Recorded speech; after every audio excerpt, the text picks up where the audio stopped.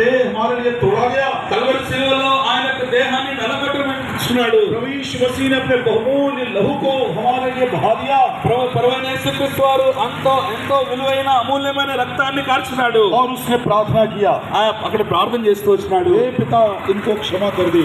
తండ్రి ఈ వీరిని క్షమించు.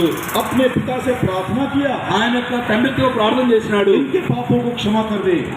ఎవరి అలా ఈ పాపములు క్షమించుము. यदि हम अपने पापों को मान लेंगे, మనము మన పాపములు ఒప్పుకుంటే प्रभु यीशु मसीह का लहू యేసుక్రీస్తు ప్రభువు రక్తము हमें सब पापों से धोकर शुद्ध करता है। అన్ని పాపముల నుండి మనల్ని కడిగి పవిత్రపరుస్తుంది. यदि हम प्रभु यीशु मसीह को अंगीकार करेंगे, మనం యేసుక్రీస్తు ప్రభువుని అంగీకరిస్తే परमेश्वर के संतान होने का अधिकार पाएंगे। ఆయన యొక్క కుమారులు అవడానికి అధికారం పొందుతాము. इसलिए प्रभु यीशु मसीह बुला रहे हैं, ఇందుకొరకే యేసుక్రీస్తు ప్రభువు పిలుస్తున్నాడు. हे सब परिश्रम करने वालों और पाप के बोझ से दबे हुए लोगों, तुम सब मेरे पास आओ, मैं तुम्हें विश्राम दूंगा। ప్రయాసపడి భారం మోసుకున్న సమస్త జనులారా నా యొద్దకు రండి, మీకు విశ్రాంతిని కలుగజేస్తానని ప్రభువైన యేసు వారు సెలవిస్తున్నారు. शरीर के अनुसार जो जन्मे हैं वे परमेश्वर के संतान नहीं हैं, శరీరానుసారంగా ఎవరైతే జన్మించినారో వారు దేవుని సంతానము కాదు. लेकिन जो प्रभु यीशु मसीह को अंगीकार करते हैं, ఎవరైతే लोगों को परमेश्वर का संतान होने का अधिकार दिया गया है। ఎవరైతే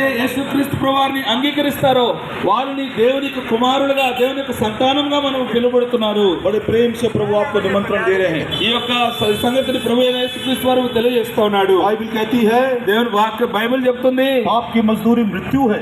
పాపము వల్ల వచ్చే జీతం మరణము.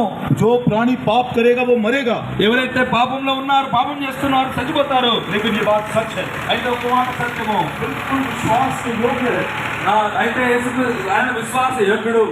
प्रभु यीशु मसीह पापियों का उद्धार करने इस जगत में आए हैं।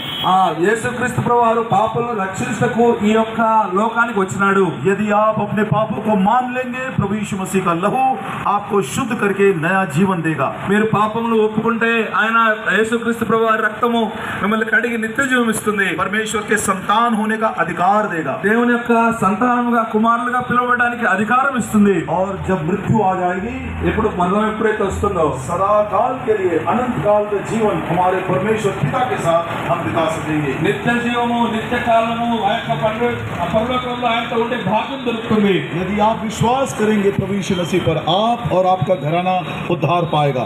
ఒకవేళ యేసుక్రీస్తు ప్రభువారందు విశ్వాసం ఉంచినప్పుడు నీవు ఇంటి వారును రక్షణ పొందుదురు. प्यारे मित्रों, ప్రియమైన మిత్రులారా, इस बाइबल में हमारे परमेश्वर ने हमको एक आज्ञा दी है। ఈ యొక్క బైబిల్లో మా ప్రభువైన యేసుక్రీస్తు వరకు ఆజ్ఞ ఇచ్చినాడు. जिस स्थान में मैंने तुमको भेजा है, वहाँ के लोगों की शांति के लिए